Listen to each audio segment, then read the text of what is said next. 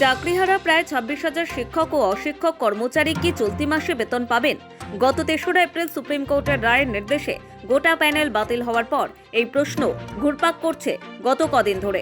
শুক্রবার বিকাশ ভবনে শিক্ষামন্ত্রী ব্রাত্য বসু ও এসএসসি চেয়ারম্যান সিদ্ধার্থ মজুমদারের সঙ্গে বৈঠকে সেই কথাটি জানতে চান চাকরিহারা শিক্ষকদের প্রতিনিধিরাও।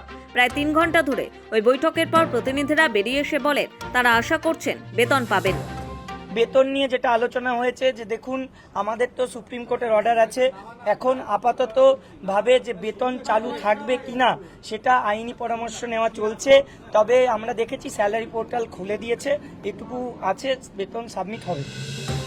চাকরিহারা শিক্ষকদের প্রতিনিধি জানান সরকার জানিয়েছে এ ব্যাপারে সুপ্রিম কোর্টের নির্দেশ রয়েছে, তাই সরকার আইনি পরামর্শ নিচ্ছে। তবে হ্যাঁ, ভালো বিষয় হলো স্যালারি পোর্টাল খুলে গিয়েছে, আশা করা যায় বেতন পাওয়া যাবে। আইনি পরামর্শ নেওয়া চলছে, তবে আমরা দেখেছি স্যালারি পোর্টাল খুলে দিয়েছে, এটুকু আছে, বেতন সাবমিট হবে। তবে এ ব্যাপারে জানতে চাওয়া হলে শিক্ষামন্ত্রী ব্রাত্য বসু কোনো স্পষ্ট জবাব দেননি, অর্থাৎ এমন কোনো আশার কথা শোনাননি যে এ মাসের মাইনে চাকরিহারা শিক্ষক ও অশিক্ষক কর্মচারীরা পাবেন। এই নিয়ে আমি তো কোনো কথা বলবো না। এই নিয়ে মহামান্য সুপ্রিম কোর্ট যা বলেছেন, আমি এমন কোনো কথা বলতে পারি না যাতে মহামান্য আদালতের কোনো অবমাননা হয়।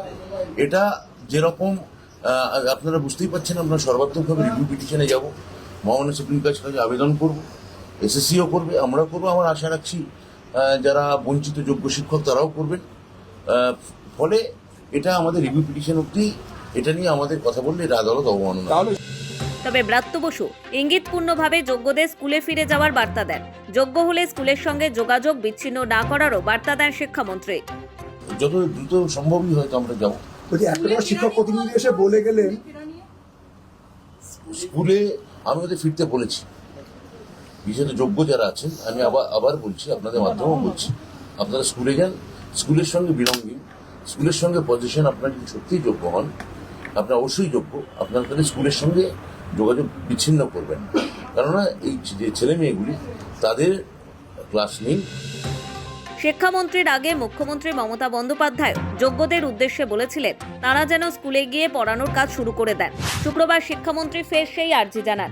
এসএসসির 2016 সালে নিয়োগে দুর্নীতির অভিযোগে গত 3রা এপ্রিল প্রায় 26,000 শিক্ষক ও শিক্ষাকর্মীর চাকরি বাতিল করেছে সুপ্রিম কোর্ট।